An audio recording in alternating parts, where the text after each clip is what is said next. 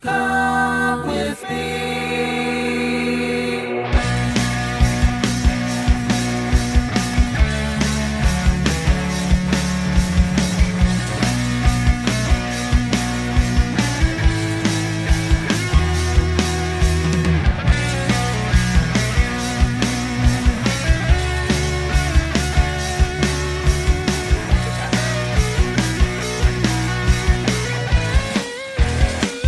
Got something to say. Might show about to wait. Think something new deep inside of you. Something on your mind. Something you want to find.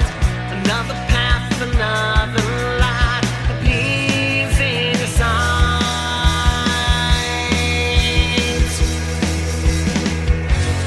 Come with me out to sea. Raise the sail and feel a wind so free. Come with me. We'll plan to save. Take the time and you'll get what you need.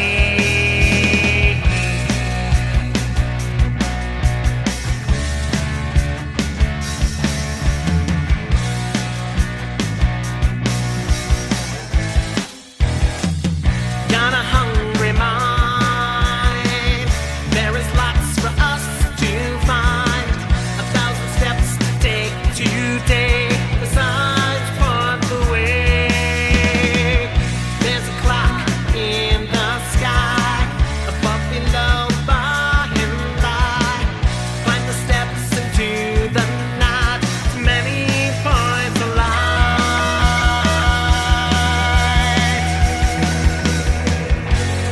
Come with me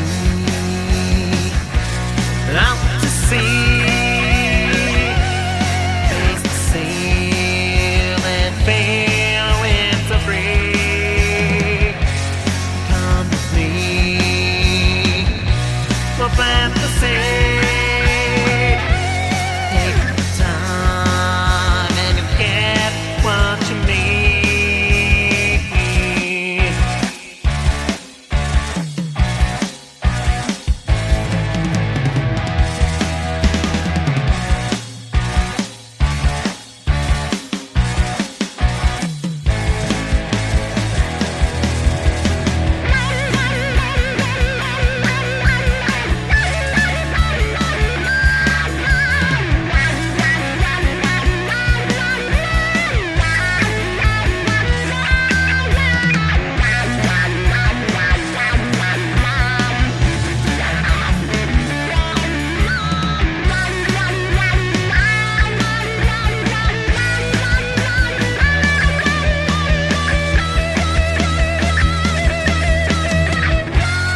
Come with me out to sea. Raise the sail and feel a wind so free. Come with me. We'll plan to save. Take the time and you'll get what you need. Come with me to see the trace. Pick the fruit and taste history. Come with me. It's what can make an open mind can drink all the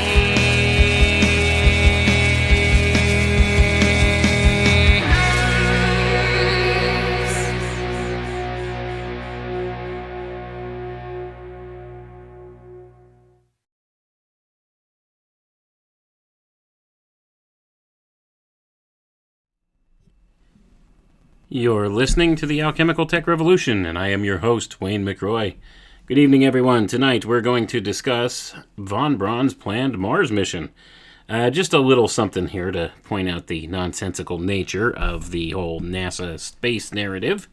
They had all these big massive plans for all these different manned missions, not only to the moon, but also to Mars and beyond. And the timelines they had in place for this stuff were really very ambitious. As we can see by, here it is, 2022, still have not returned to the moon, allegedly since 1972, or thereabouts, if I'm not mistaken, sometime in the 1970s. We haven't been back there since. And never had a man on Mars, right? And this has always been a big thing with these fake space programs. They're always kicking the can on down the road. So that's one of the important facets of this to keep in mind. But this is just more proof that the line that NASA sells you is nothing but bull, because they had allegedly all of these plans, all of these capabilities, all lined up and ready to go in 1969. So tonight we're going to show that by a presentation here, and this is the Manned Mars Landing presentation to the Space Task Group given by Dr. Werner von Braun August 4th in 1969. And it's pretty interesting, this document, taking a look at it and seeing all the big plans von Braun had in mind here and the time frames for this. If this was real, folks, we should have been an interplanetary civilization by now, right? That's the bottom line here.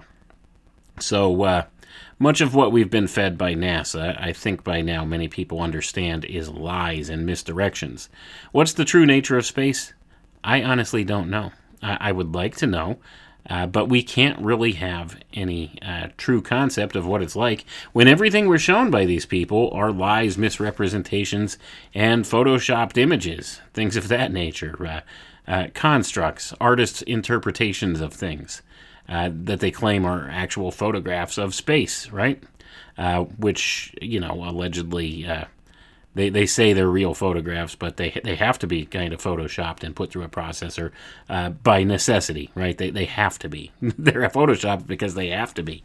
And that's what they claim. So it's hard to really get to any sort of truth with this, but I just like to look at some of these older documents and see what it is they had in mind and what the capabilities were at the time and what they were figuring for future development here. So as we'll see, I mean, von Braun had a very good plan put together here for this whole thing. So, like I said, if this was a real commodity here, we would have been there by now. So, what's holding us back, right? If this is a potential thing, and this presentation was given on August 4th, 1969, allegedly just several weeks right after man had landed on the moon, allegedly, for the first time. So that being the case, this is a pretty broad scope here that we're looking at with this whole project. So let's get right into the document here, and I'll break it down a little bit at a time as we go here, as per my usual methods of adding my thoughts to these things. So let's read in. Manned Mars Landing Presentation to the Space Task Force Group by Dr. Werner von Braun, August 4th, 1969. Integrated program. With the recent accomplishment of the manned lunar landing, the next frontier is manned exploration of the planets. Perhaps the most significant scientific question is the possibility of extraterrestrial life in our solar system. I'm going to pause for a moment there. They were thinking about this even back then. They always have to put the fictitious representation in there, too, to capture the minds of the people all the more, right? And that's not to say, it's not possible that maybe aliens exist somewhere. I think that's a very real possibility. But this is part of the mind hook here. They want people to get excited for this massive space program, right? And I'll tell you what, growing up as a kid, I was always fascinated with this idea. And at one point, I very much would have liked to have been an astronaut. I think a lot of kids back then dreamt of such things. And I was really, honestly, expecting a lot more by this point. I mean, you're talking. I'm 46 years old currently. So growing up in the 1980s, I was really expecting a lot greater things for the space program because we had allegedly, landed on the moon several times and done all of these space missions, had space stations and things like that. And we had the space shuttle program. And it wound up being a very disappointing thing once you find out that what's been told to you is very much a lie and a misdirection, right, or a misdescription of things. And there's nothing tangible to show for it, for this whole NASA program that has been run, this whole space program, this alleged national space program that they've been running since the 1950s, the late 1950s. Where did all this money go? I mean, and you could argue the point, we've gotten a lot of good technologies out of the space program, and I suppose that could be true to a certain degree, but has it really performed up to the standard they were looking for, or what the people were looking for? How much money do we throw at this space program per day? Think about that. I've seen the numbers thrown around. It's like an obscene amount of money, like something like $80 million a day or something to NASA a day, right? Something like that. I don't remember what the most up-to-date numbers are, but they spend an obscene amount of money ostensibly to do this stuff, and they just keep kicking the can down the road, don't they? Yeah, we're going back to the moon in 2020. You see how that happened, right? Now it's going to be 2025 maybe, or 2030. How far down the road have they kicked the can again? And that's the thing. I mean, if we supposedly, allegedly did this in 1969, why can we not do that now? Oh, we've lost the technology, and it's a very painful process to build it back. Well, there's so much lies and BS that runs through that whole narrative. It just isn't even worth looking at as far as that goes. But let's just humor them a little bit here, and we'll go through the rest of this document here. And we'll take a look and see what it is that they had planned and where we should be right now, right? Just based upon the things that they're going to say here. So where did I leave off? Let's pick it right back up. Because, of course, it was talking about this question of the possibility of extraterrestrial life in our solar system. Let's read on. Manned planetary flight provides the opportunity to resolve this universal question, thus capturing international interest and cooperation. And I'm going to pause for another moment there. Sorry if I'm going to pause a lot. But yeah, notice they talk about international interest and cooperation. This was ostensibly during the Cold War era. And guess what? They were working with the Soviets the entire time. So, and this is not... not just conjecture. This is demonstrable. So the whole Cold War narrative was all a farce as well. But let's read on here and see what's next here. So it says that this universal question, and that's the reason for the international cooperation and stuff for this, is because everybody wants to know, are there aliens out there in the solar system? What's out there? We've heard so many different stories in the past alluding to the fact that there might be aliens out there in our solar system, right? And this goes back historically through all kinds of different works of fiction and from different thinkers back in old times as well. Anyway, let's read on. The information presented here describes a method of landing men on the planet Mars in 1982. I'm going to pause for a second again, folks. Remember, this is presented August 4th, 1969, allegedly 2 weeks or so after we landed the first man on the moon, allegedly. And von Braun was confident enough in the technology, and not only the technology, but the funding for the technology and the various aspects of all of this here, that he was confident that we could land a man on Mars by 1982. Think about that, 1982. So how far have we fallen since then with this whole thing? If this is true, if the way they present and describe space to us is true, and we had these technologies in the 1960s, why are we not on Mars today? When, von Braun himself, one of the chief gurus of all that is space travel and space flight and all of these different ideas, when he was saying in his plan here And this was a conservative plan at the time, too, folks. If he was saying we could land a man on Mars by 1982, well, we're a little behind, aren't we? About 40 years behind. So here we are, 40 years past 1982, still haven't returned to the moon, right? But they're claiming now, well, von Braun had the plan to land there in 82. And, now they're talking about maybe potentially being to Mars by sometime in the 2030s. We'll see. It's always kick the can down the road with these guys because what they're telling us is a load of bull, right?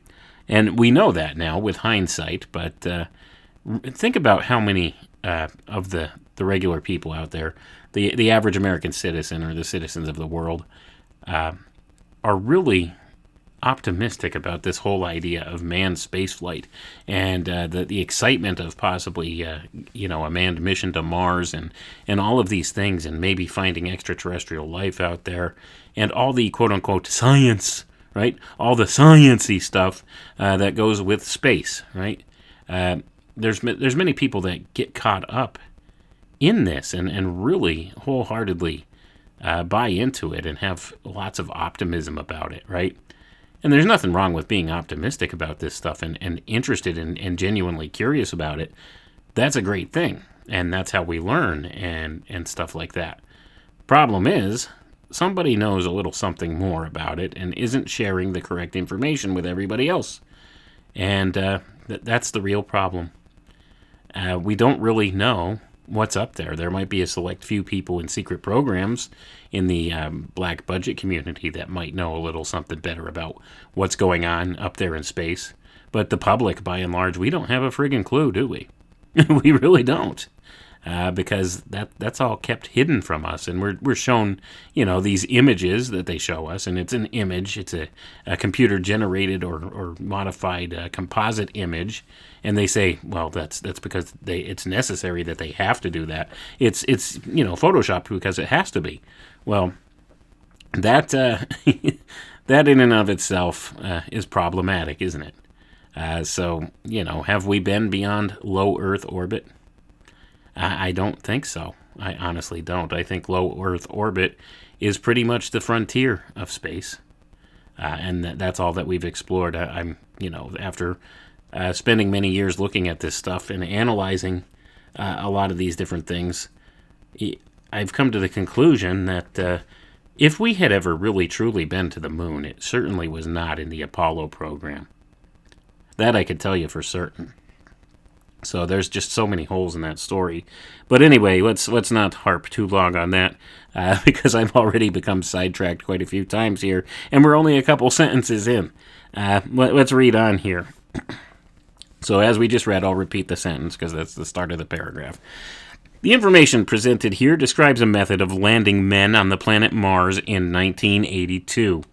The scientific goals of the mission are described, and the key decision dates are identified. The unmanned planetary missions described in Part 1 are critical to the final designs selected. The 1981 manned Mars mission, 1982 landing on Mars, is shown as an integral part of the total space program for the next 2 decades. The systems and experience resulting from the Apollo program and the missions proposed for the 1970s provide the technical and programmatic foundation for this undertaking. A 1982 manned Mars landing is a logical focus for the programs of the next decade. And I'm going to pause there. So, as I was saying, folks, this was August of 1969. This presentation was given. So von Braun had a lot of hopeful ambitions for the 1970s, didn't he? Because he seems to be thinking that, all right, we've gone ahead, we've been able to accomplish this through the Apollo program now, so next stop, Mars, right? So it's just a matter of setting up some infrastructure in space using the technologies they allegedly had at the time, and in improving on those technologies through the decade of the 70s and being able to push it forward into the 80s and actually plan a manned Mars mission in the early 1980s. So, once again, that raises the question, well, if we had this technology in the 1960s, like this, and von Braun was confident enough that, they'd proven that it got them to the moon, and so he was confident enough that this technology could get them to Mars.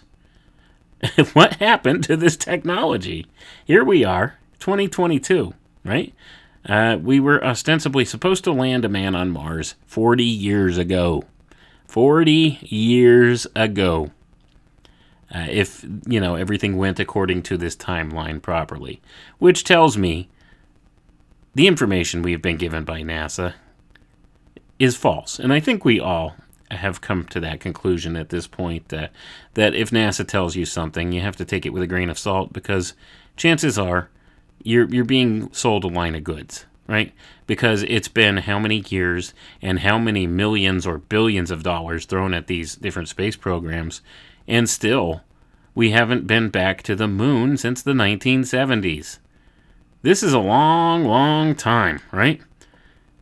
Long time. 50 years. We haven't been back to the moon in 50 years.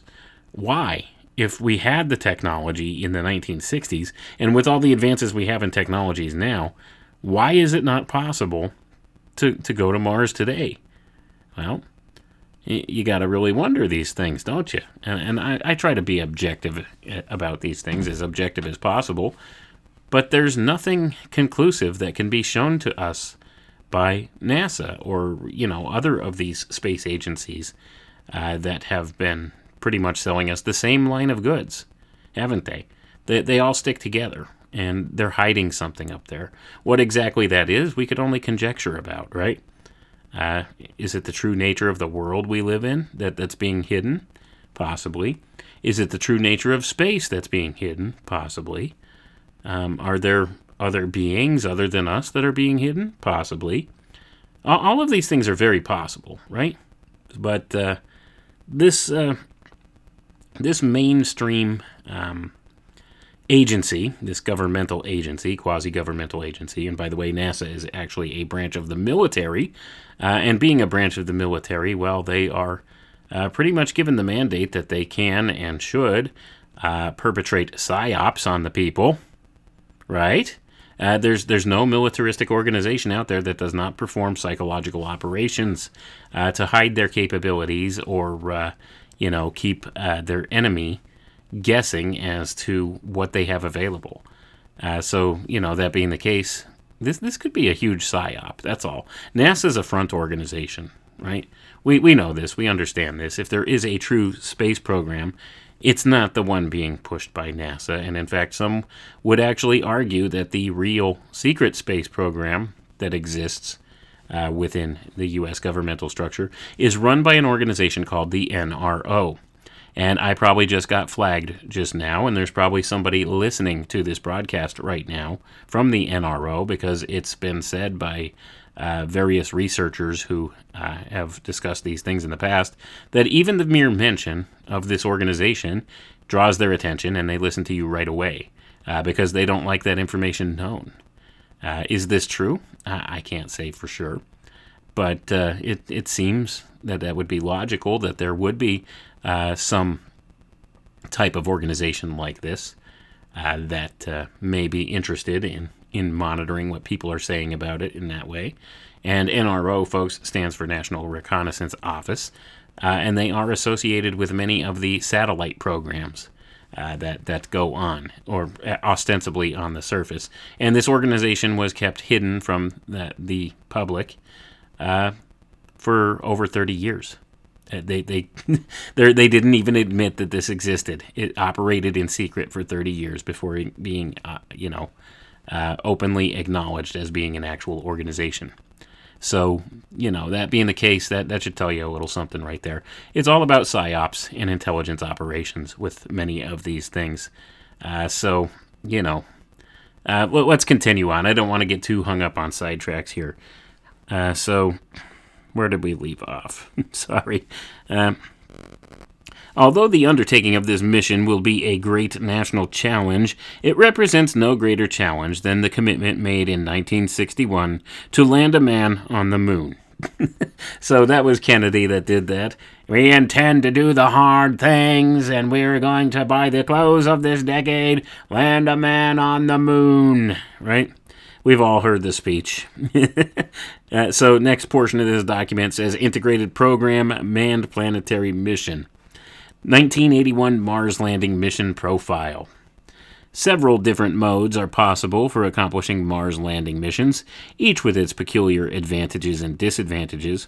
The typical Mars landing mission begins with the boost of the planetary vehicle elements into Earth orbit by, number 1, utilizing the Saturn V and Space Shuttle vehicles. And I'm going to pause for a second here, folks. This was 1969 this was presented. There was no Space Shuttle vehicle at the time, right? And the actual drawings and schematics later in this document that show a model for a space shuttle looks very much like NASA's X-22 experimental aircraft that has been seen and documented that was a secret suborbital space plane of sorts. That's what the shuttle in this design that von Braun gave in 1969 looks like, just for context here. But the shuttles of the 1980s looked nothing like what was designed in this program here. So let's read on here.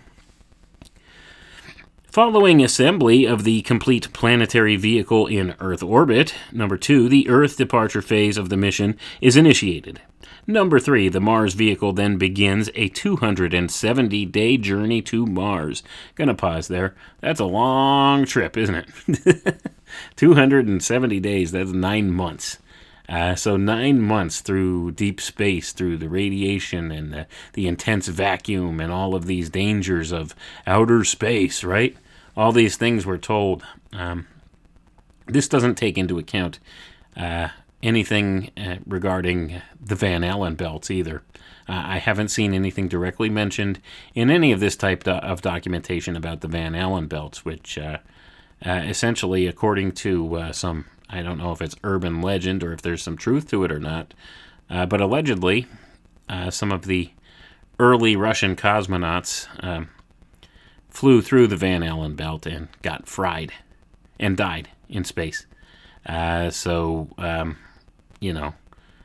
This is something that hasn't been addressed in a very specific or meaningful way by NASA or these other space agencies, the Van Allen belts, right?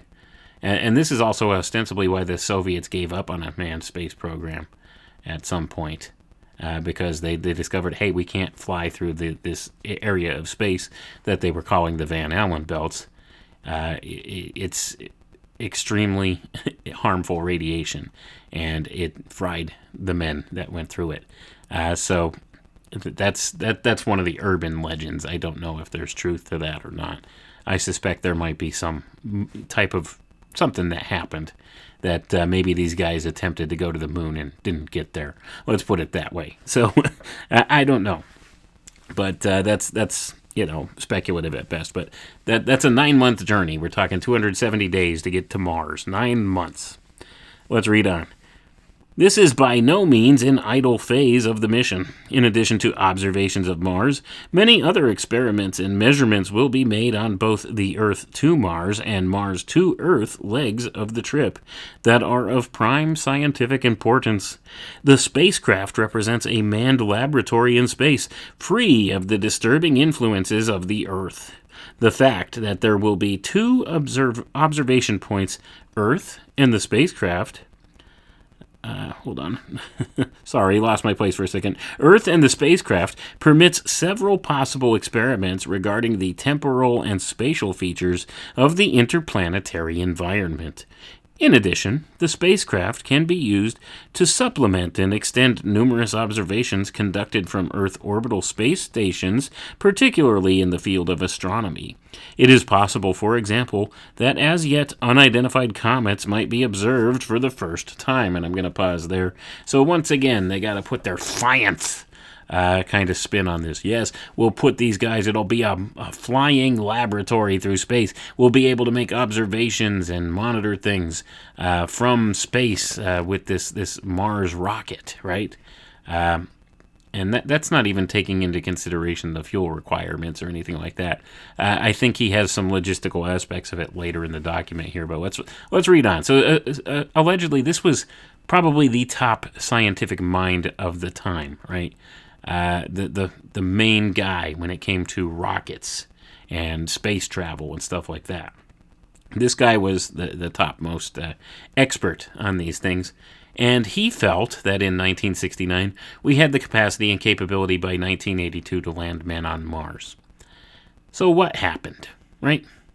What happened that this did not happen? This was supposed to be a vast step forward in humanity's history, right? And it didn't happen that way. And, we could argue the semantics of why. And some people might argue, well, it's because of the funding. They couldn't get Well, NASA gets like $80 million a day or something like that at this point. So the funding aspect of it, I'm sorry, I don't think that holds water. When you have something like this, that's been discussed and planned to this level, where he was actually planning the phases of operation for a Mars landing in 1969 for 1982, for like 13 years ahead.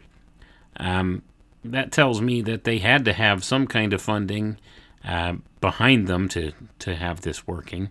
So that being the case, I don't think that's the issue, right? It's not that NASA didn't have enough money to do it. Because, like I said, $80 million a day. I'm sure if you give some kind of an entrepreneur out there $80 million a day, he'll find a way to try to make this kind of thing happen, right? Though, you might have to cut some corners here and there and budget money properly and make it all work, but that's a huge amount of money, isn't it? So, anyway, let's not get too hung up on that point. Let's read on. Upon arriving at Mars, the spaceship is propulsively braked into orbit, number 4, in the same fashion that the Apollo moon ship is placed into lunar orbit. The ship remains in Mars orbit for about 80 days. And then it says number 5, because it's got these broken down into different points of the phases of the operation here, folks. Number 5, during which time the Mars Surface Sample Return probes and the Mars Excursion modules are deployed and the surface exploration takes place. At the end of the Mars capture period, the spacecraft is boosted out of Mars orbit. And then number 6, the return leg of the trip lasts about 290 days, during which many experiments and observations are again conducted. I'm going to pause there, folks. So it'll take 20 days longer to get back from Mars, according to von Braun's plan here. 20 more days than it took to get there. So you're talking, this here's a good long trip, isn't it? So you figure 270 days there, 290 days back, that's 560 days plus 80 days in orbit there and around Mars. So you're talking, that's a good long time, folks. These people that were taking this trip will be gone for a good 2 years, won't they? So if that's the case, 2 years in a cramped little spaceship, right? Wow. And think about that. In a rocket. Living in a rocket for 2 years. What kind of supplies and goods and stuff like that would you have to take with you in order to survive out there in the void for almost 2 years inside a small rocket ship? This does not even sound like an attractive plan at all, does it? But it is what it is. Let's read on here and see what else von Braun has to say here.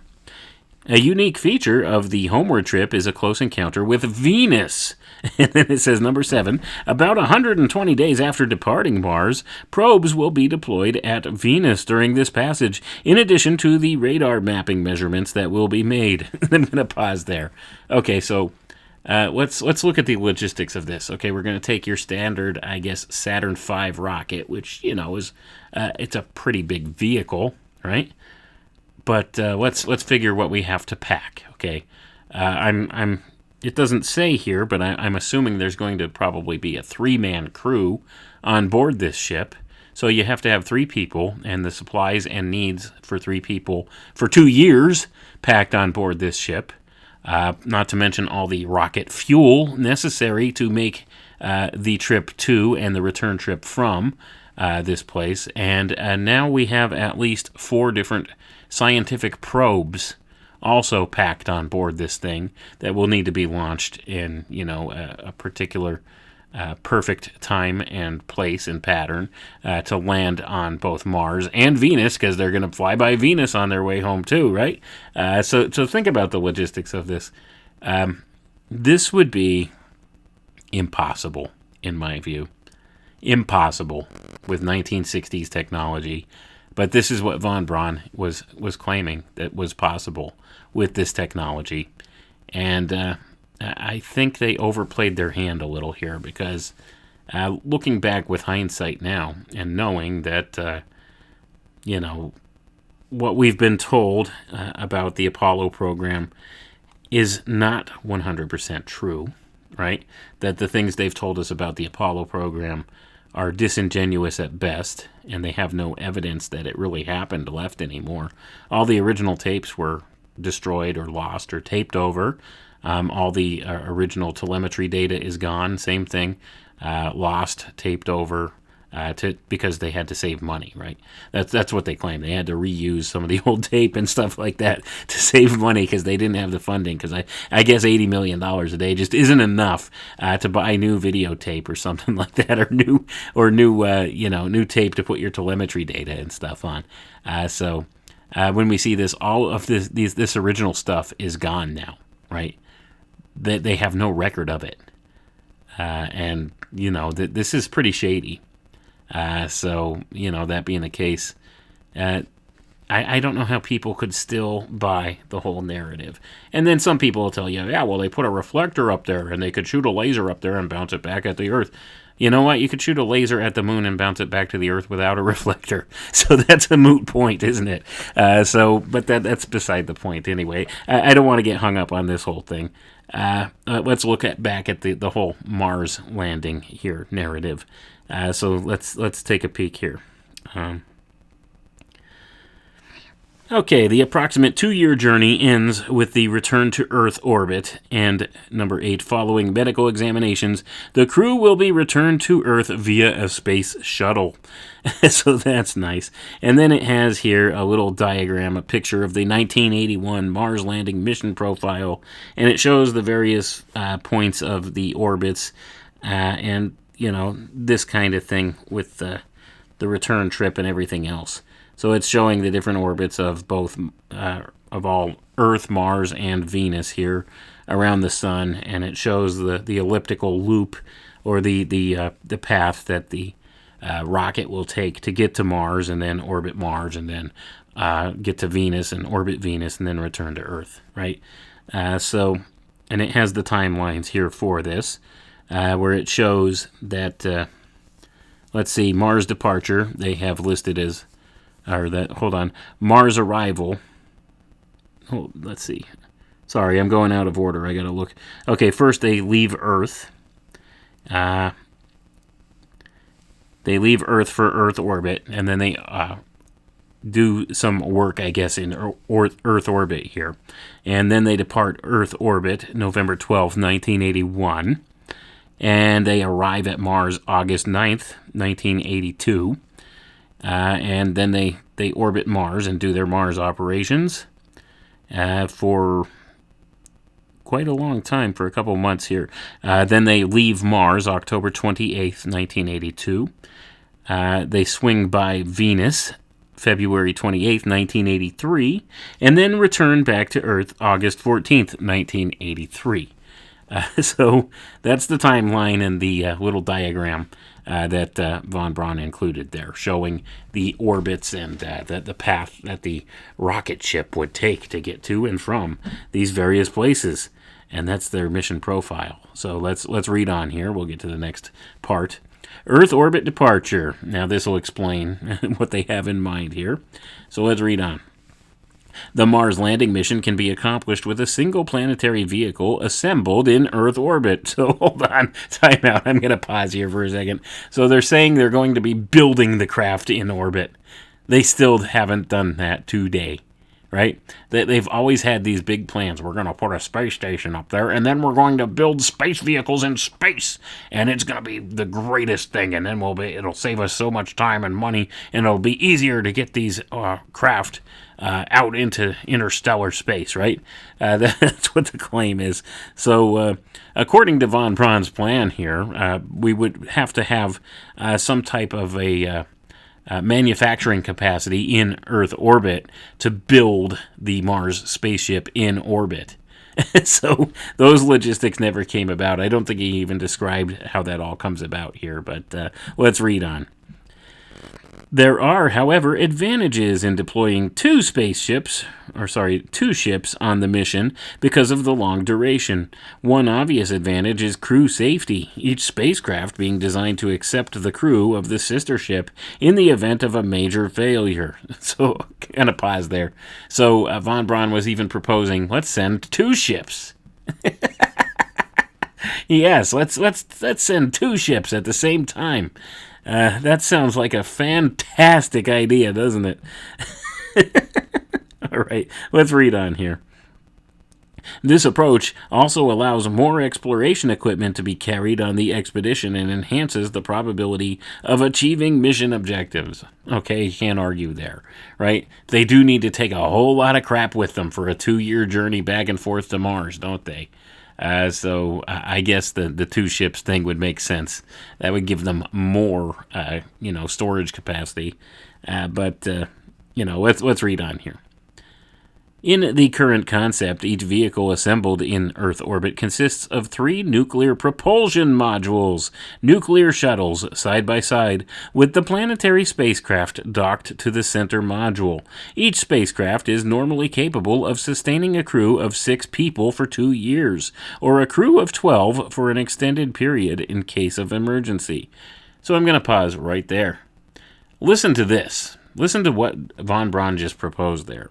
He's talking about nuclear shuttles with massive rocket engines attached as well, right? With the capacity to hold up to a crew of 6 for 2 years, or a crew of 12 for an extended period in case of an emergency. So he's suggesting we send 2 of these ships, nuclear-powered rocket ships, folks, with the capacity for 6 crew members on each, 2 of them, at the same time to Mars, right? This is what he's suggesting here, to be built in Earth orbit. All right? This sounds like fantastic science fiction stuff to me. It really does. But the logistics of planning something like this are just outrageous. Like, outrageous. And that's not to say, I'm sure, I know that nuclear spacecraft have been built, like nuclear-powered spacecraft. I mean, they build nuclear submarines, so, it can't be that much harder to build a nuclear-powered spacecraft. But this still leaves the problem of the rocket engines, right?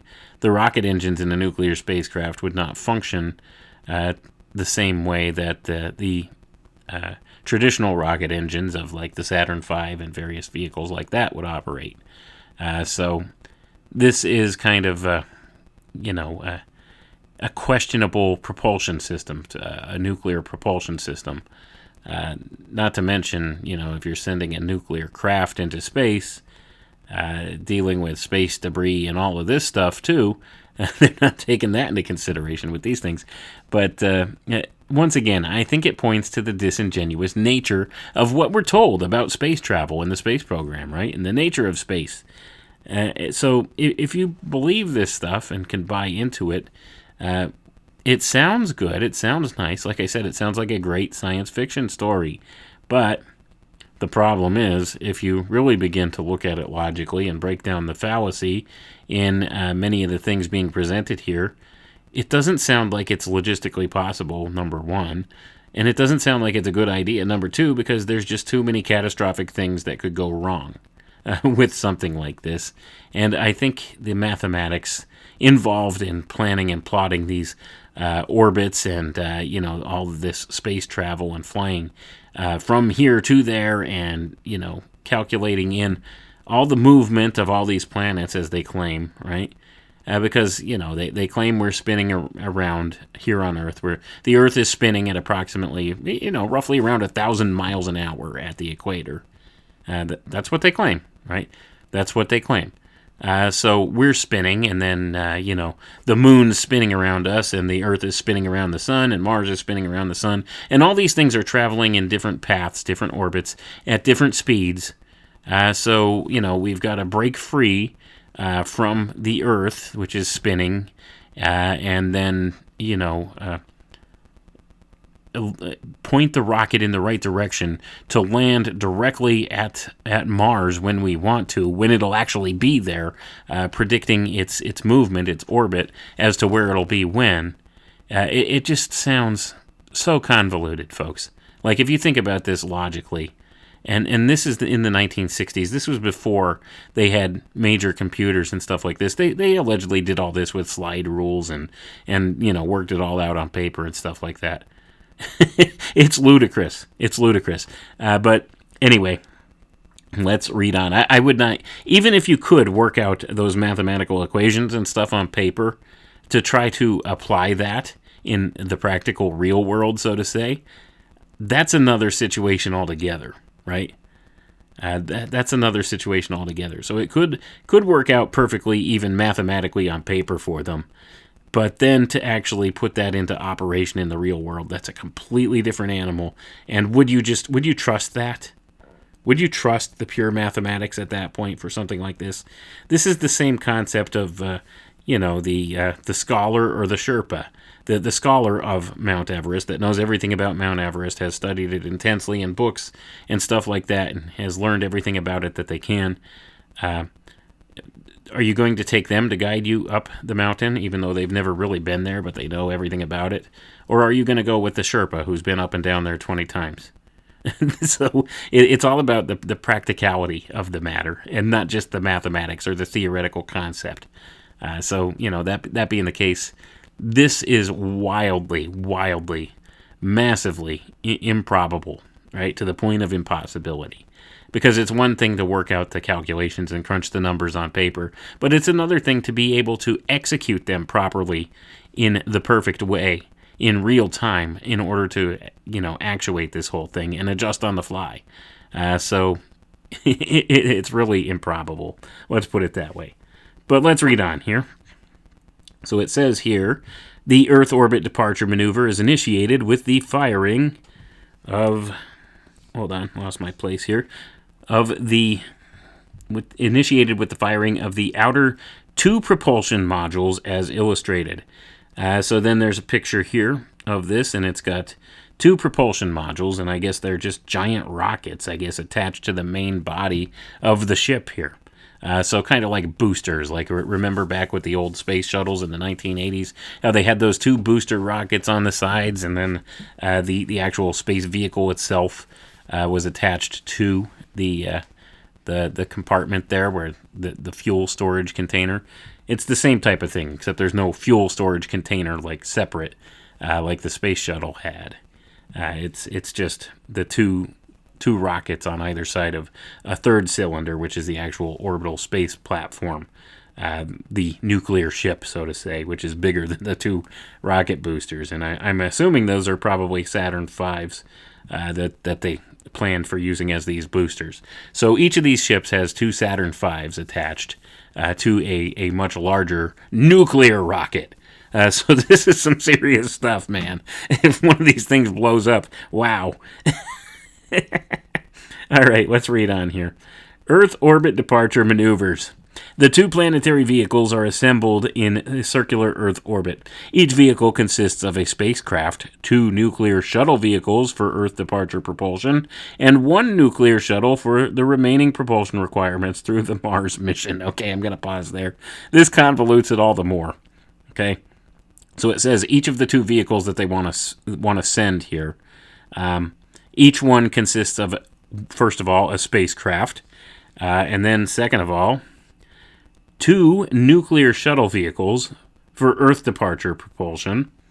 And then also 1 nuclear shuttle for the remaining propulsion. So each of these has 3 shuttles on it, too. Nuclear shuttles. Wow. This is quite the plan. Did good old Werner von Braun really think this through about I'd imagine this would have to cost in the multiple billions of dollars to build this stuff, first of all, especially to build it in space without any infrastructure up there to do so to begin with. So this is a pipe dream when it comes down to it. But he seemed to think it was very possible and doable by the 1980s, the early 1980s. So let's read on here. Following assembly and checkout in Earth orbit, each of the planetary ships is accelerated by the two outer nuclear shuttles to trans-Mars injection velocity. The two outer nuclear shuttles are then shut down, separated from the planetary vehicle, oriented for retrofire, and then retrofired to place them on a highly elliptic path, returning to the original assembly orbit altitude. Gonna pause there. Had to put in the jargony gibberish, huh? All the robust language. You know how these guys are. Let's talk it up and make it sound like we're really smart and we know what we're talking about. We'll make it sound all futuristic and fantastic and all of these different things. Retrofired. We're going to retrofire the rockets. Anyway.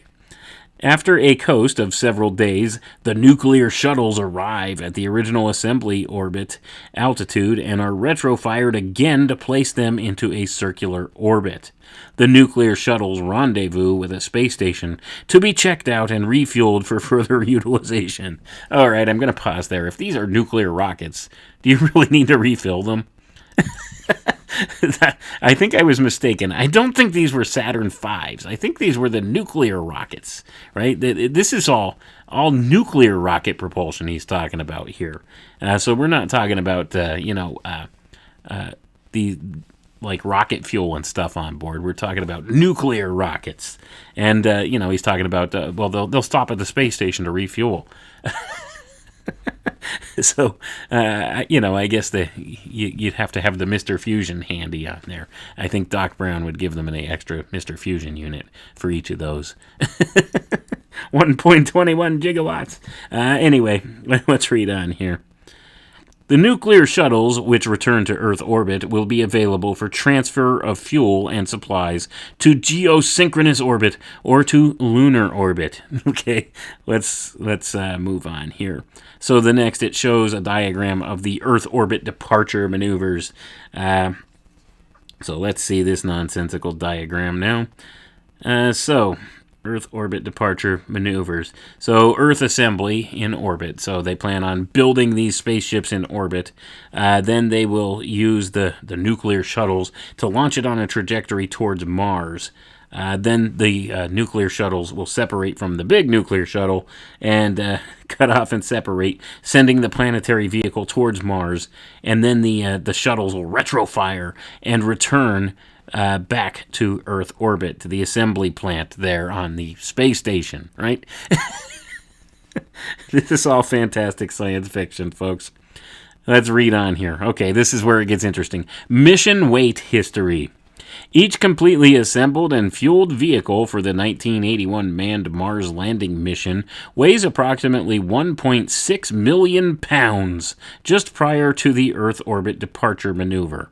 As the vehicle reaches the necessary Earth departure velocity and the outer two nuclear shuttles are separated, its weight has decreased to 675,000 pounds. Thus, nearly 60% of the initial vehicle weight is required for the Earth departure maneuver. Okay, gonna pause there. It didn't change in mass, though, folks. Let's keep that in mind. It didn't change in mass. It might have changed in weight because it's outside of Earth's gravity, the good old gravity, right? So they're counting on it using 60%. Of the initial vehicle weight. It's going to cut the initial vehicle weight by 60% just because it moved, right? This is an illogical thing when you're figuring on something like this.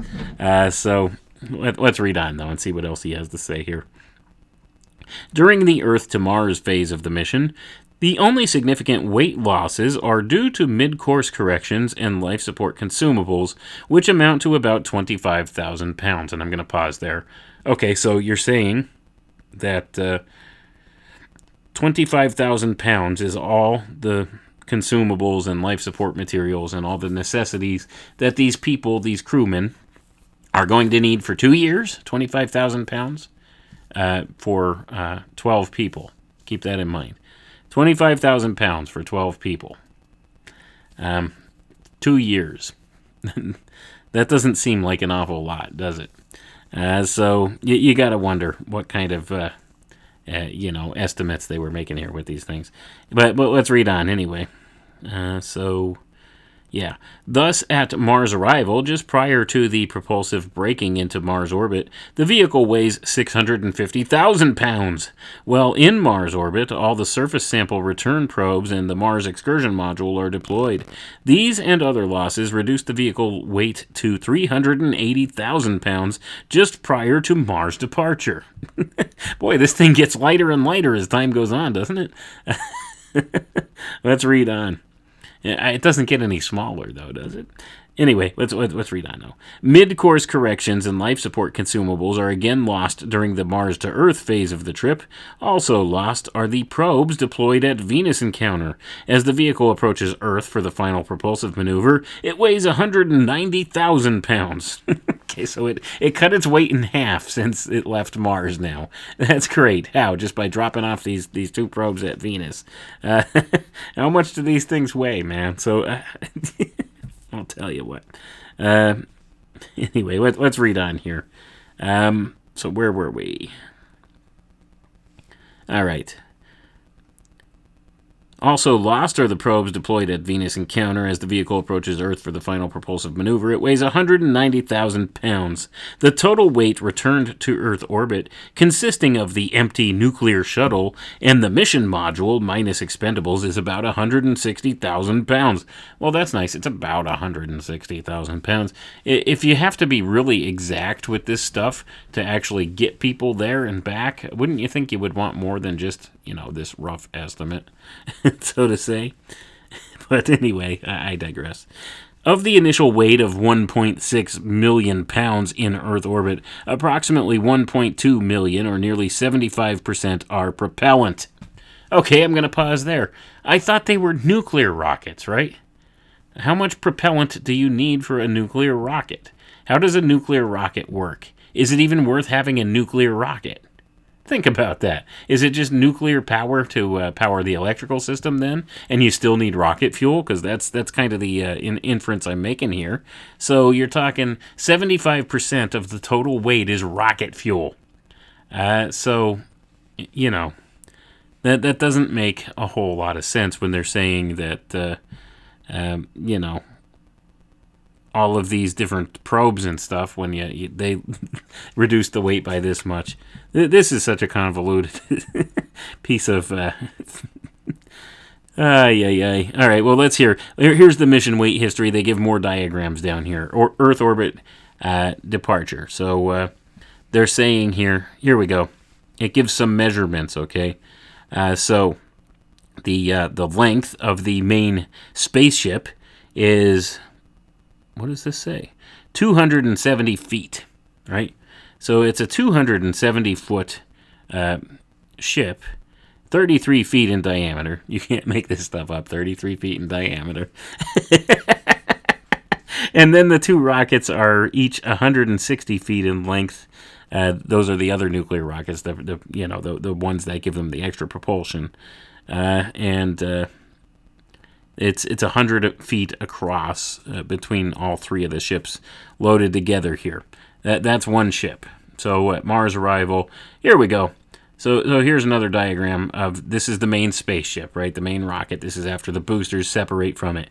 The bottom, the base of the ship is 33 feet in diameter, and then about halfway up, the narrower part of the ship is 22 feet in diameter. Like I said, you can't make this stuff up. It weighs 1.6 million pounds when it leaves Earth orbit, and when it arrives at Mars, it weighs 650,000 pounds. Now here we'll go to the Mars departure. So you have, it leaves at, and it's 380,000 pounds. The rocket is 235 feet tall at this point, even though it was 270 feet tall when it left the Earth. Right? So I guess there's a portion of it they're leaving behind or something. I don't know. Maybe that was one of the probes. So here we go. So it's 380,000 pounds when it leaves Mars, and then on Earth return, it's only 190,000 pounds. But I don't think it's really lost anything. So it doesn't make sense. I guess you have to figure for gravity, right? All this gravity, the wonderful, wonderful gravity. Gotta love it. So let's read on here. En route I can't speak. En route spacecraft configuration. The forward compartment of the spacecraft is an unpressurized area housing the Mars Excursion Module, an airlock to provide for pressurized transfer to the MEM and for extravehicular activities and unmanned probes. 6 Mars surface sample return probes and 2 Venus probes are carried on each spacecraft. Okay, so now this has gone from this is an awful lot of probes. So now each of the 2 ships that are going has 6 Mars surface probes and 2 Venus probes each. So now we're talking there's 16 different probes on these 2 ships. Boy, they're taking a lot of crap with them, aren't they? My heavens. Immediately aft of the airlock is the mission module, which provides the crew with a shirt sleeve environment, living quarters, space vehicle control capability, experiment laboratories, radiation shelter, etc. The functional areas are distributed on 4 decks. This compartment is occupied by the crew of 6 for the entire mission, except during the Mars surface activity. So I'm going to pause there, folks. So now they're saying that this area they have immediately aft of the airlock, right, that has all these probes and stuff there. there's this area where the crew will live and carry on their work. So it's 4 decks. So there's 4 decks that the crew lives on. So 6 people, 4 decks, 2 years. What could go wrong, right? And that's each ship. So, you'll have 6 people on one ship, 6 people on the other. And there's going to be 2 of these, and I guess they're going to fly side by side. I don't know, to get to Mars in this way. But let's read on. Like I said, this sounds like fantastic science fiction. At the aft end of the mission module, adjacent to nuclear shuttle, is a biological laboratory where the Mars surface samples are received and analyzed. The biolab is sterilized prior to Earth departure and remains sealed until initial remote analyses of the samples have been accomplished. So they're taking laboratories with them too. Boy, they got all kinds of crap on these big old ships, don't they? So let's see. En route spacecraft configuration. So here we go. So it has a little diagram, cutaway diagram of what the ship will look like, allegedly. And there's 4 decks, and they look very small. So they have these 4 decks that people will live on, these 6 people. Each one is about 22 feet in diameter, right? Which is not a very large space, a 22-foot diameter. And there's 4 different decks that are 22-foot diameter. Where are they putting all the stuff that they're going to need to live? Where's the food? Where's the food storage? The rest of the ship looks like it's all rocket, right? It's all storage for the different probes and rocket fuel and stuff like that. And they have 4 little decks. Each deck is about 22 feet in diameter. 22 feet. You can't make this stuff up, I swear. So you have this, and it looks like a very small area. Think about that. 22-foot diameter. You're living in a big, giant circle, right? And there's 4 decks. So these people are going to live in this this very small space. And I don't see where there's room to put all the food for 2 years, and let alone any type of a bathroom facility or anything of that sort. So, let alone their laboratories that they're talking about here, too. So that's a mighty small space to cram all this stuff, isn't it? Especially when you have to take 2 years' worth of supplies with you. Anyway, I digress. Let's read on. En route spacecraft configuration. The ability of men to withstand a zero-gravity environment for periods of time exceeding a few weeks is still an unknown. And I'm going to pause there. And in 2022, it is still an unknown. Anyway, let's read on. The Saturn workshops to be flown in the early 70s will determine man's capabilities in a zero-gravity environment for a few months. It will remain, however, for the space station to demonstrate man's capabilities for the longer periods required for the manned Mars landing mission. The option to provide artificial gravity for the crew during the planetary trip must be kept open until conclusive results of man's abilities are established. If early missions indicate the need for artificial gravity, the two spaceships can be docked end to end and rotated in the plane of the longitudinal axis during extended cost periods. And I'm going to pause right there, folks. So, here's a question I have that I have always had about this, and I've seen tell of this before in many other documents and mentioned in very many other places. They always talk about artificial gravity, right? And they say the same thing with space stations and space hotels and stuff like that, that they'll be able to design this this vehicle with artificial gravity. How does that work? How does one produce gravity? How do you produce gravity? They don't even understand gravity, and they're going to produce artificial gravity. And ostensibly, they'll do that by spinning it, right? Okay, this works for the what do you call it? The Jumbotron or whatever it is. Not the Jumbotron. What are those things called? The cyclotron over at the county fair, where it spins around real fast and you're stuck to the wall, right? Because of centripetal force. Well, that's different. That's not gravity. You're going to know you're spinning. It's going to be mighty uncomfortable, right? And that's the other thing. There's no way to prove that this would actually work. Has this ever been tested? To my knowledge, I don't think it ever has been tested, the idea of artificial gravity. Has anybody ever gone into quote-unquote orbit or space and made a spinning platform to spin fast enough to simulate a type of gravity where the people don't, understand or realize that they're spinning or feel like they're spinning and get nauseous and motion sickness and everything else and, are able to actually function in that way? Has this ever been tested or proven? I don't think it has. I could be wrong about that. And, that if that's the case, I mean, I will certainly correct myself on that. But I don't think that's ever been demonstrated in the real world. I think it's a theoretical concept, right? This whole artificial gravity model that they talk about. But they always talk about it. They seem like they're so clever. Okay, we're gonna set these two ships together. See, they can lock their airlocks together. Now it's one big ship, right? So this kind of is counterproductive because now this creates a whole other set of logistical problems, and they're going to counter-rotate them so that they have the spinning axis here to produce the artificial gravity if it's necessary. See how they plan for all these contingencies? They're so smart, aren't they? It doesn't matter when it's all fake, right? So you can say whatever you want and nobody's going to correct you.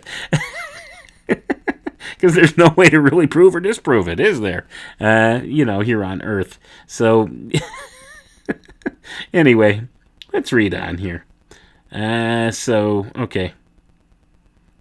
Where did it go? Oh, I lost my place. All right, so yeah, let's read that little bit again. If early missions indicate the need for artificial gravity, the two spaceships can be docked end to end and rotated in the plane of the longitudinal axis during extended cost periods. So, yeah. And then it gives a little diagram. Here's how they're going to produce the artificial gravity. It says en route spacecraft configuration, artificial gravity mode. So it has the two craft docked together and spinning longitudinally, which really looks convoluted to me. So it has them spinning like end to end, like as if you were to drop an ink pen and have it go over end to end. So they have it spinning that way, not the way that you would think would be logical to have it like spinning around in a circle. No, they have the whole thing spinning like as if top to bottom, end to end. So it's going to be spinning that way. So how is this thing going to be propelled in a straight line if it's spinning like that? I guess it doesn't matter. It doesn't matter. Maybe this is why we haven't done this yet. Because it's illogical and it's stupid, and people would call him out on it. Let's read on. Mars arrival. During the outbound coast to Mars of approximately 9 months, experimental activities such as solar and planetary observations, solar wind measurements, and biological monitoring of the crew, test plants, and animals will be conducted. Okay, I'm going to pause there. They're taking plants and animals with them now, too. That's great. They're going to have all kinds of stuff in this little tiny spaceship, aren't they? With the 6 crewmen and all the goods that they need for 2 years. And they're taking plants and animals now with them, too. So now they need food for all of that stuff and resources to take care of that. Okay, so this is getting more and more ridiculous as we get through it. At the end of this period, final space vehicle checkout for the Mars orbit insertion maneuver is followed by the retrofire of the nuclear engine to place the planetary vehicle into an elliptical Mars orbit.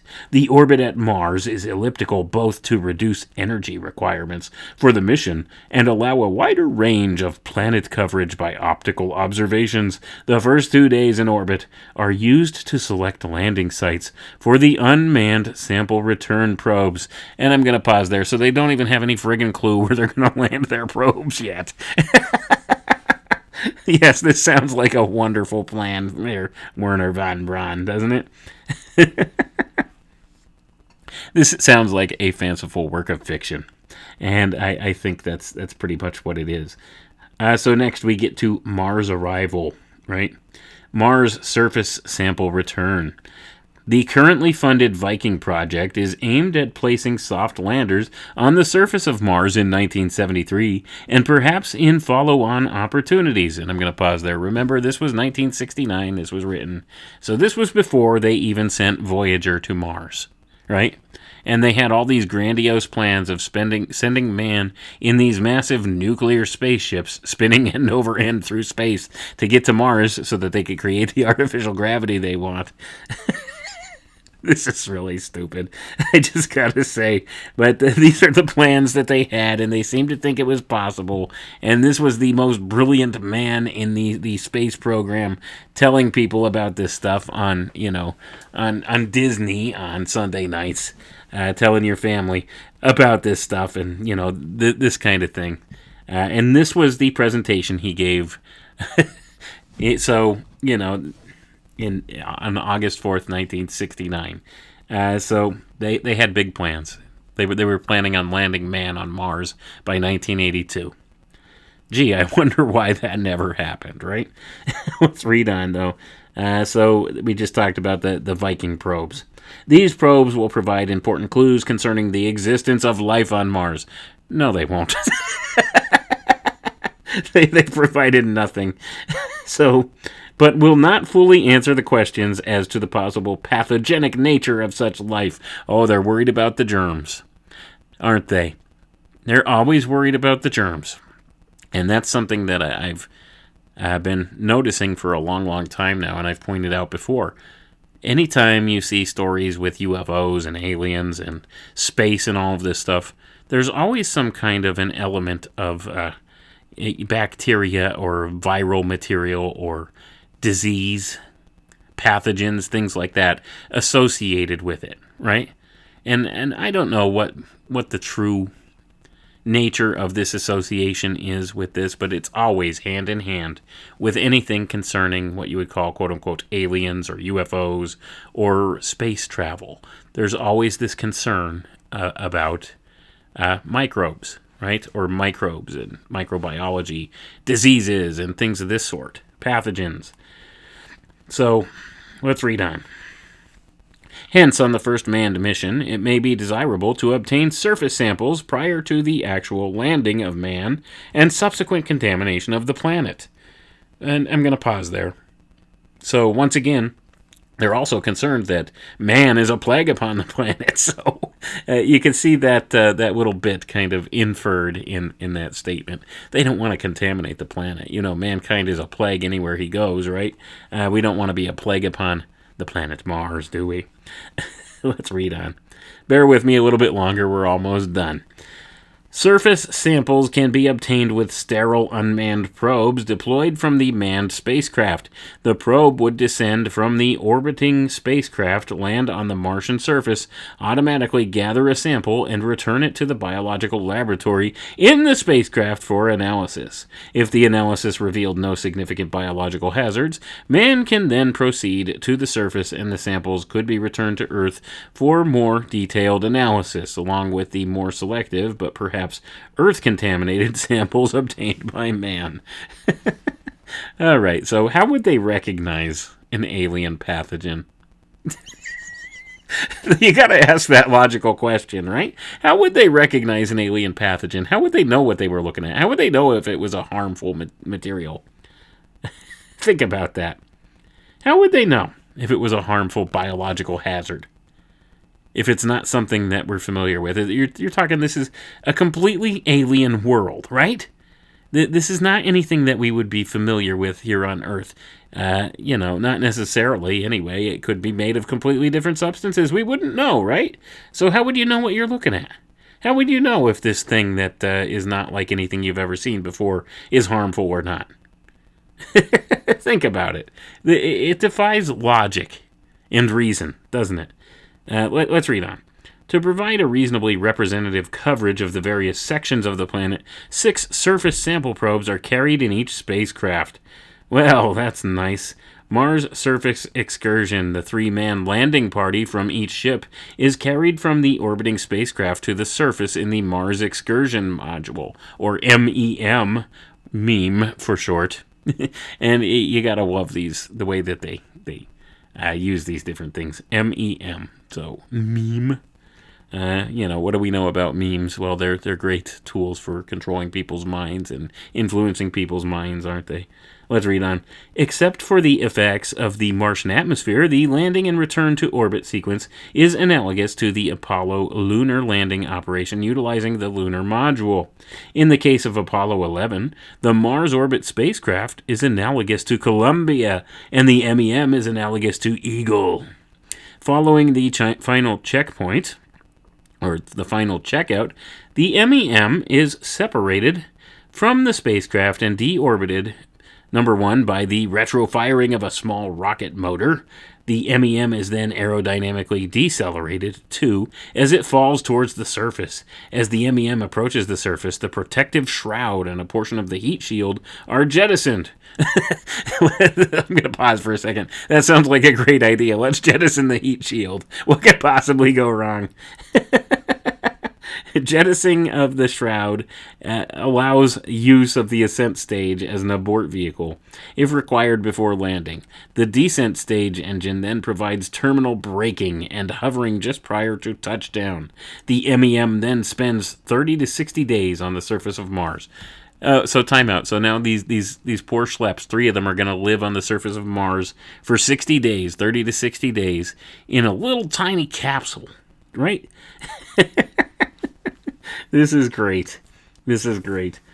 At the conclusion of surface operations, the ascent stage is fired to initiate the return to Mars orbit and the waiting spacecraft. Propellant tanks are staged or discarded during ascent to effect weight saving.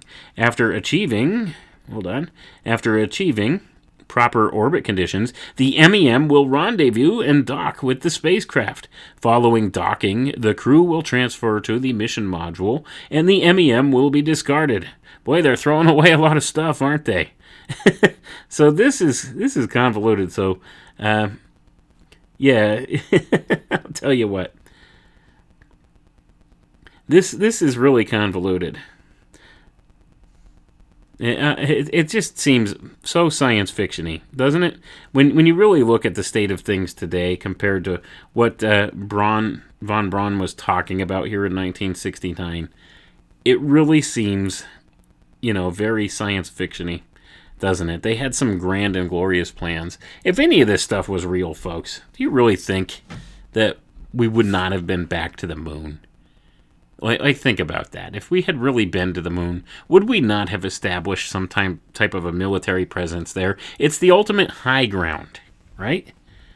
So, that being the case, it's illogical to think that if we had been there, that we're just not going back. It's just not worth it. That it doesn't make sense. It doesn't make sense. And all the plans that you saw prior to Apollo had talked about setting up an outpost on the moon, a base on the moon. When you go back and you look in the 1950s, actually in 1959, the Army had a research project. They had a mission planned, right? They had their own Mars mission planned. I can't think of the name of it off the top of my head, but I've covered it before. Project Horizon, that's what it is. That's what it was called. The U.S. Army had their own space program planned, their own moon landing, and set up of a lunar base planned. And they had this plan all put together in 1959. 10 years prior to this, they were talking about moon bases. So had we been to the moon for real, don't you think we'd have a moon base? Especially now, here, like 50 years later. Don't you think we would have a moon base? It would seem logical, wouldn't it? Let's read on here. So the next part here, it says Mars Excursion Module Configuration. The Apollo-shaped Mars Excursion Module is designed to carry 3 men to the surface of Mars and return the crew, scientific data, and samples to the spaceship. It provides living quarters and a laboratory during the 30 to 60-day stay on the Mars surface. The MEM consists of descent and ascent stages. The ascent stage houses the 3-man crew during entry, descent, landing, and ascent. The ascent stage consists of the control center, ascent engine, and propellant tanks. The descent stage contains the crew living quarters and laboratory for use while on Mars. The descent engine and propellant tanks, landing gear, and an outer heat shield for the aerodynamic entry phase of the descent. A small one-man rover vehicle is provided in the descent stage for surface mobility. All descent stage equipment is left on the Martian surface. The capability is provided for one man to land an MEM and bring a stranded crew back to the ship orbiting Mars. The diameter of the MEM at its base is 30 feet. At the departure from the spacecraft, the MEM weighs about 95,000 pounds. So I'm going to pause there. So this vehicle, where they're going to live for 30 to 60 days, is 30 feet in diameter, right? And it also has, let's read that again. It has some kind of a dune buggy on it, right? It has a laboratory in it. It's got propellant tanks. All this stuff has to be crammed in this 30-foot diameter space, right? So that they have these vehicles. They have all the stuff they need to live for 30 to 60 days. Keep that in mind. All the food and everything too. All this stuff has to be contained in a 30-foot diameter pod, so to say. So. This sounds really practical, doesn't it? This is not the same as, like, they claim with Apollo, where they were there for, 3 days, right? They were there for 3 days. That's different. You're talking they're going to be there on the surface of Mars for 30 to 60 days, and they're going to actually be gone to Mars and back for 2 years. This is a lot of supplies and things to pack, right? This is a lot to have to take on with you. So, it's crazy to think that that's the case. This looks like a very small... They do have a diagram here. Von Braun has a diagram here. It looks extremely small and cramped, this little pod. And it looks like it has 3 levels to it. Each level smaller, the level above smaller than the base level here. So, it doesn't look like much space for 3 people to live for 30 to 60 days. So let's continue on here. So next it says Mars surface activity. Man's first step on Mars will be no less exciting than Neil Armstrong's first step on the moon. The Mars surface activity on the first mission will be similar in many ways to the Apollo 11 moon surface activity. Notable, however, is the much longer stay time, 30 to 60 days per MEM. No kidding. Thus allowing more extensive observations, experimentation, and execution of mission scientific objectives. And I'm going to pause there, and not to mention more dangers for the crew, right? And more potential that they're not coming home.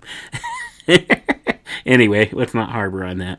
The small rover vehicle allows trips to interesting surface features beyond the immediate landing area.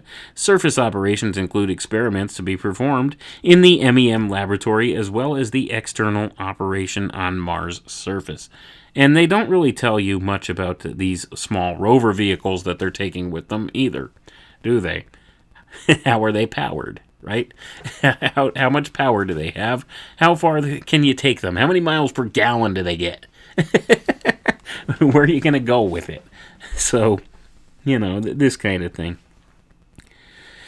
Let's continue. During the planetary surface operations, the men in the orbiting spacecraft continue their experimentation observations, monitor the surface operations, and maintain the necessary spacecraft operations. Boy, they're doing an awful lot of operations, aren't they? All these people, all this sciencey sounding stuff. So, what are they talking about? So, on the next page here, it has a picture of some astronauts with little pickaxes up there mining rocks from Mars with a United States shuttle thing sitting there. That's great. Scientific objectives. Here's the next section here. Manned Mars landing mission. Geological and geophysical investigations of Mars are significant because Mars probably closely paralleled the Earth in origin and the development. Really, that's an interesting, take on things. Is there evidence of that? Like, who knows? So let's see.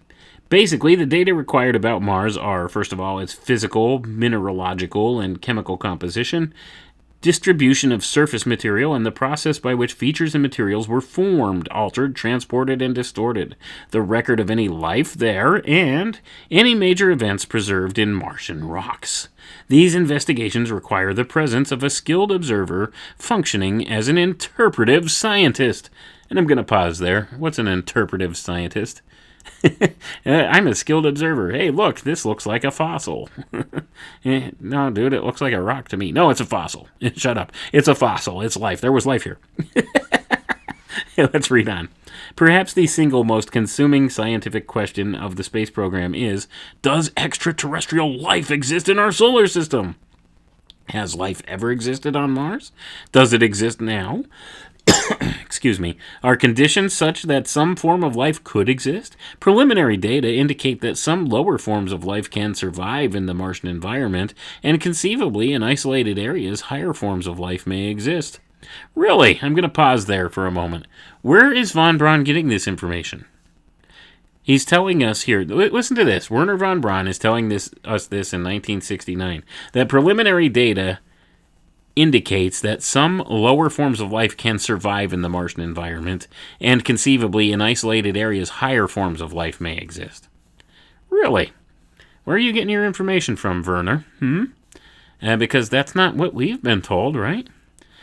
At least, not until recently. Man on Mars will be able to study not only the forms of life indigenous to Mars, but also the behavior of terrestrial life forms transplanted to the Martian environment. I'm going to pause there. So, von Braun, and is this something that may be one of the keys here as to why they always show so much interest in Mars? Do they know something about it that they're not telling us? Von Braun happened to leak right here. He says man on Mars will be able to study not only the forms of life indigenous to Mars, but also the behavior of terrestrial life forms transplanted to the Martian environment. So what is it that they aren't telling us? Or is this all just another mind hook for you? Is this part of the PSYOP too? And get people to buy into the whole notion of the extraterrestrial thing and the whole space narrative that they've given us. Is it more misdirection? Could be. But let's read on here. Drilling for or locating water will be an early objective on Mars, and its discovery would open many possibilities for utilization of Mars. For example, it might become possible to produce rocket fuel for the return trip on later missions. So, next section here, and we're almost done. Scientific objectives, manned Mars landing mission. So here's the collection of the different objectives here, right? So it says, make geophysical observations, collect soil and atmospheric samples, study life forms, study behavior of terrestrial life forms in Mars environment, search for water and usable natural resources. So this section here would indicate that they may kind of be expecting life on Mars, right? Because why would von Braun put this in here? Study life forms. Unless they expect there to be life forms there. And then they also have study behavior of terrestrial life forms in the Mars environment. So remember, they were allegedly taking plants and animals with them, too, for their experiments in their laboratories. So maybe they were going to abandon some of the animals on the planet, right? Here you go, have at it. See if you can find something to eat. How are you going to behave? Oh, he died. Okay. Sorry, the guinea pigs died. Anyway, but think about that. And this was a serious report, folks. Like, this is the thing. This is a serious document. This is not, intended to be a fictional representation. This was truly one of Werner von Braun's planned missions. So that being the case, do you take it seriously or not? Is it part of the PSYOP? Is it, part of, the disingenuous nature of things? Is it, held up to support the narrative they're selling us, right? Is it there to try to make us think in terms of, there's extraterrestrial life out there coming to Earth? Is this leading us away from the true nature of things, maybe? Or do they know something we don't? And, maybe there is a little truth in this? Who knows? It's really hard to say. I tried to take an objective look at these things, but just based upon, the things that I've seen from NASA and various sources like that, and looking at this, it's not hard to come to the judgment that this is largely a work of fiction by the looks of it. It sounds like a great fictitious science fiction novel, doesn't it? It really does. But this is put forward as a serious document, right? This is put forward as a serious plan. So they were going to Mars fully expecting to discover life. And they planned on being there by 1982. What happened? So we have to ask these questions. Did any of this stuff ostensibly happen? For real? Right? Or is this all part of the narrative? And this is what we have to wonder here. This is what we have to wonder. Is there really something up there, or really something out there that they know about? And have they really been there already? Because they were making these plans in 1969 to be to Mars by 1982. And, von Braun seemed to think that it could be done. And even though it sounds ridiculous and convoluted to me, and, knowing the things I know now, I would largely suspect it's a misdirection. But who knows what kind of a misdirection it is? Is there really something there? Have we been there in secret programs, right? Because the one thing I could tell you for sure, right, I don't really know. I don't claim to have the answers to the true nature of what space is, or, what's out there, or what's being done, or even what the shape or constitution of the Earth is, right? I don't know. I can't offer you any kind of solid evidence to describe this in a way that would add up to a perfect description, right? What I can tell you is it's all been misdescribed to us. That there's something disingenuous that has gone on. The one thing I can tell you for certain, though, is if we have ever been to the moon, it was not in the Apollo program, folks. That I could assure you. That in and of itself was a psyop of sorts. It was actually a giant ritual, really. It was a giant occult ritual. Aside from just, the capturing away of the people's minds into this ideal. So space has been misdescribed to us. I don't know what's out there. I would love to know. It's always been a curiosity of mine. I would love to be able to know what's out there, what's up there, what the true nature of space is. What really is this thing we call Mars? What is this thing we call the moon? right? I would love to know this stuff. But we just don't have the conclusive data. The data that we do have has been hand-fed to us by a very small group of individuals who, at the end of the day, have some deep occultic ties to secret society groups and ancient mystery school teachings. And many of the things that they present to us are veiled references to different things. And I suspect, very much so, that these physical representations we're told that these things are just an exoteric form of an esoteric truth. And that's what I think is being hidden here. But I could be totally off base. I mean, maybe, just maybe, what they've told us, is accurate to some degree or another. Maybe the planets do orbit around. Maybe it does exist as they describe it in their model, and there are alien civilizations and stuff out there, but they just don't want us to know what exactly is going on in space, so they hide all that from us. I don't know the truth of the matter. I would love to, but it's something I like to ponder upon. But what I do know is we're being lied to on a massive scale. I suspect there's very few people that really know much of anything about what the true nature of things are there. So with that being the case, we have to take all this stuff with a grain of salt. And I love going through some of these old documents to kind of see the optimism that people had about this whole idea of manned space travel and this next frontier for human civilization, right? It's something that's motivated a lot of people into studying what they call the sciences and things like this, learning to do stuff. It's all part of the natural tendency of man to explore, right? So it's an interesting topic to look at.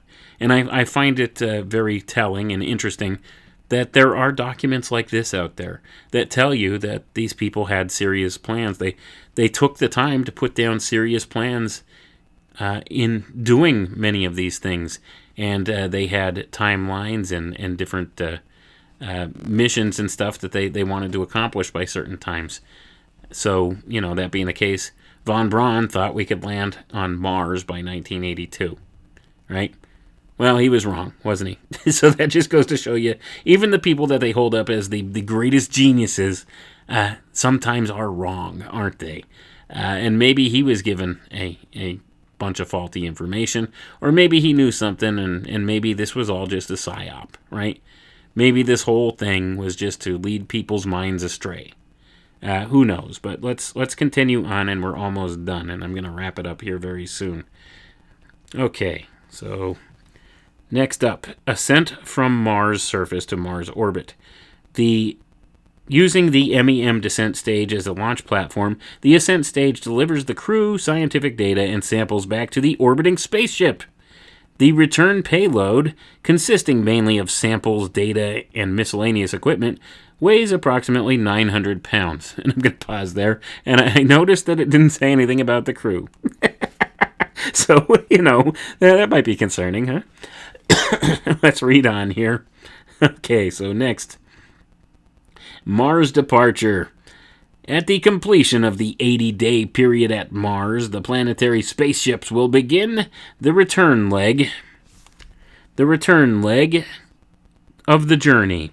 The nuclear stage is ignited for the propulsive maneuver, boosting each spaceship out of Mars orbit.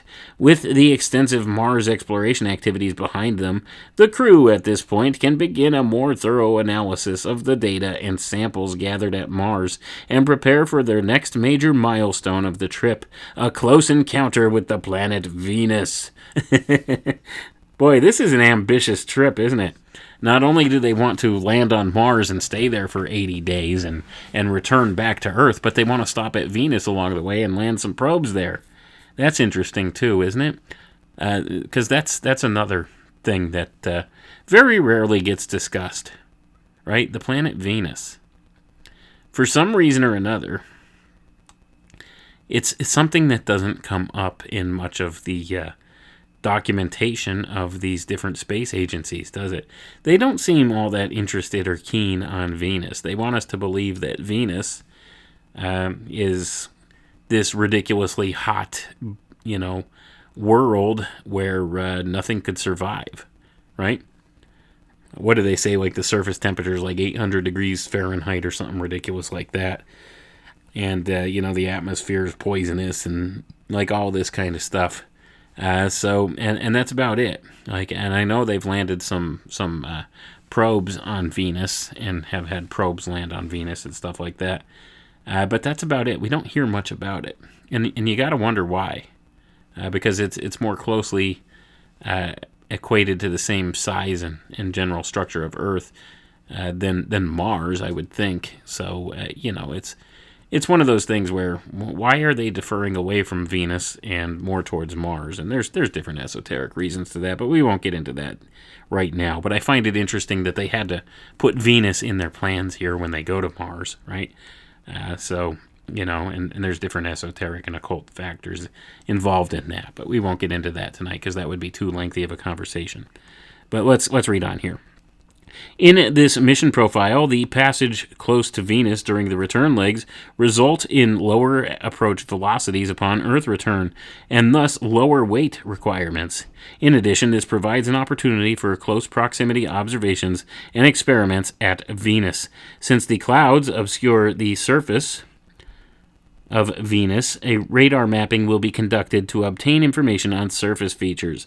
2 probes are provided on each spacecraft and will be deployed during the Venus passage.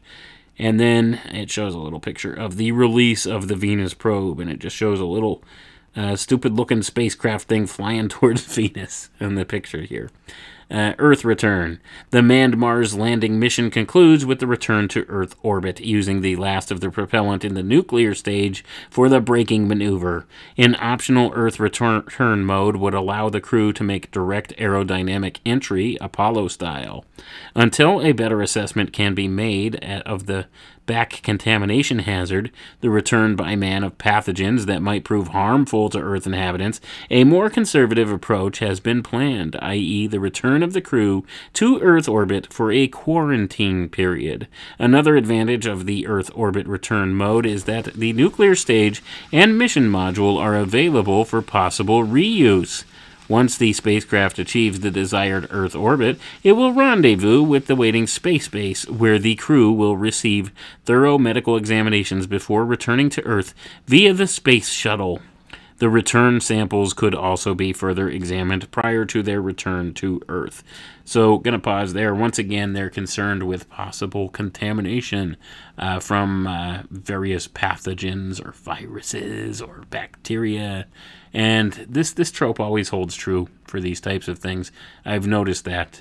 Even when you look at the old science fiction stories, what was it in the War of the Worlds story that killed the Martians that invaded Earth, right? Well, it was Earth bacteria, wasn't it? They got sick with a cold and died, right? So it's always this trope with this stuff for some reason. So what were they gearing up for here? What kind of little esoteric clues were they laying in things like this? But let's read on, and we're just about to the end here. Earth launch and orbital assembly. The Mars spacecraft and the nuclear shuttles will be launched into Earth orbit using 2-stage Saturn V's. The Mars mission crews, expendables, food, water, etc., and a portion of the fuel for the nuclear shuttles are carried to orbit with space shuttles. Nuclear shuttles for the maneuvers at Mars, and for Earth return, the center shuttle, will be launched from Earth's surface with approximately 1/2 of its propellant on board. The remaining fuel will be provided via space shuttle flights. It is envisioned that nuclear shuttles already in orbit for other uses can be employed for the Earth escape maneuver, the outer shuttles. Fuel for these shuttles will be provided from Earth's surface via space shuttle flights. The Mars spacecraft would be assembled and checked out on the ground prior to unmanned launch. Then, after orbital assembly, checkout, and crew boarding, the vehicles are ready for departure. So it talks about building different components for these things and sending them to orbit and then putting them together in orbit, right? So then here, this will be the last part we'll look at here, because after this it just talks about funding, right? We don't want to get in the boring part about funding because, we know NASA gets obscene amounts of money every day anyway. So, funding shouldn't be an issue at any rate. But let's look this section here, and we'll finish up here. Long-range planning schedule. The manned Mars landing mission that has been presented is but one mission in a total space program. It is desirable at this time to consider this mission in context of the total program. This is shown on the facing page. Missions depicted for the decade of the 1970s are taken from the Integrated Space Program presented recently to the Space Task Group. These missions have been extrapolated into the 80s in order to give a continuous program which could be used in determining funding requirements for the 1970 to 80 time period. The rationale for the extrapolation was to project an aggressive manned program in all areas utilizing the systems developed in the 1970s. Annual funding requirements for this program are shown on the following chart. And then it gives all the logistics of the dollars, right, with all of this stuff. So at any rate, and then it talks about space and the GNP, and it gets into the financial factors of this. So let's just go ahead and we'll list off. Here's the last section here. Major schedule milestones, 1982 manned Mars landing. The development schedule for the 1982 manned Mars landing culminates with the December 1981 Earth departure. The 5 major hardware elements required are shown. It would be the nuclear shuttle, the space shuttle, and the mission module are required to carry out the planned program for the 1970s. The Mars excursion module and the Mars surface sample return probe are needed exclusively for this landing mission. Go-ahead dates refer to the start of a hardware development program, and first flight indicates the first test flight of the system. Sufficient test time has been included to allow an Earth orbital practice mission because of the long mission duration and the infrequency of Mars mission opportunities. The option to make the 1982 Mars landing can be kept open until 1974. Mars excursion module go-ahead, provided the nuclear shuttle, the space shuttle, and the common mission module are designed to be responsive to the ultimate requirements of the Mars landing mission. And then it gives a timeline here for the go-ahead. And I guess what has happened here is these things did not ever get developed in the time frame von Braun wanted, and probably never got developed at all, right? Because this was a pipe dream, folks. Plain and simple, this was a pipe dream. This was not something that was logistically going to be able to happen for various reasons. So that being the case, we're just going to end it right there. You could see they had some lofty plans here, right? So if any of this space stuff, as has been described to us, is true or accurate, would we not have been on Mars for 40 years now? According to von Braun, yes. And I think he was a guy who was pretty well in the know, right? So we have to ask ourselves just, a logical question here. Was this all a misdirection, and was this all just for the sake of being a psyop? Or did they develop a secret program that went there instead? And those are the questions. And this all comes down to what is the true nature of space? And what are the true nature of these things? And, these are things we really don't know, right? But we have to keep an open mind about that. So that being the case, what we do know for sure is we've been lied to on a massive level, and things did not come to fruition in ways that we have been told or that have been revealed to us in this way. So we have to ask the questions, right? So, that being the case, what do you make of the whole idea of outer space, what it is, what's been intended here? What do you think about von Braun's planned Mars mission? Obviously, he put a lot of time and effort and resources into developing this. And, NASA took his ideas very seriously. So what happened? With an $80 million a day budget, what happened? Well, folks, I think it's, on the face of it, we could just say for sure we've been lied to, and we really don't know the nature of what's going on in space or what the nature of space truly is. And that's about the only thing we could agree upon. But It's always fun to think about these things, and it's always fun to look back at these documents and see exactly what was being told to people in that era. And, it was highly optimistic, but highly unrealistic as well, especially when we look back now from 2022, and according to von Braun, we should have been on Mars in 1982. And here we are, right? So, this is part and parcel of the times we're living in. So you could just take it all with a grain of salt. But I thought that would be an interesting and a fun document to unpack here tonight. So I hope you enjoyed it. Thank you for tuning in. I appreciate each and every one of you all. And I wanted to thank you all for the tips and the financial contributions. It's extremely helpful. And thank you, especially to Reformed Bear. I did get your gift that you sent, the monetary gift. I appreciate it very much. Once again, thanks, folks, for tuning in, and we'll catch you next time. Have a good night.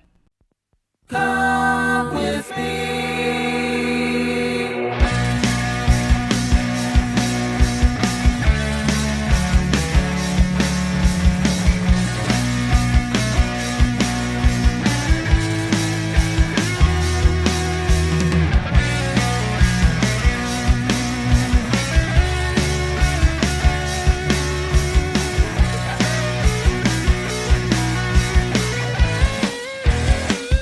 Got something to say. Might show about to wait. Think something new deep inside of you. Something on your mind. Something you want to find. Another path, another light. A peace in your signs.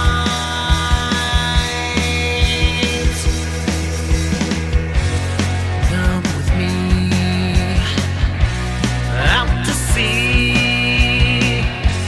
Raise the sail and sail away so free.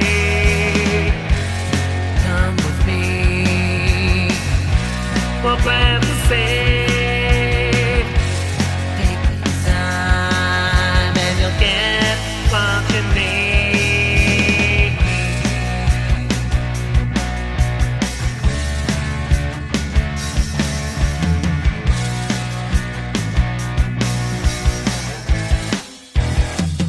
Got a hungry mind.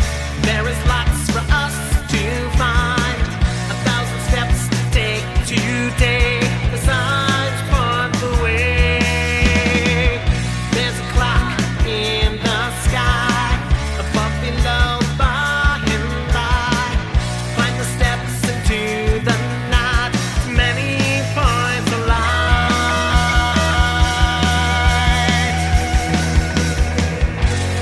Come with me out to sea. Raise the sail and fail winds free. Come with me. We'll plant the seed. Take the time and you'll get what you need.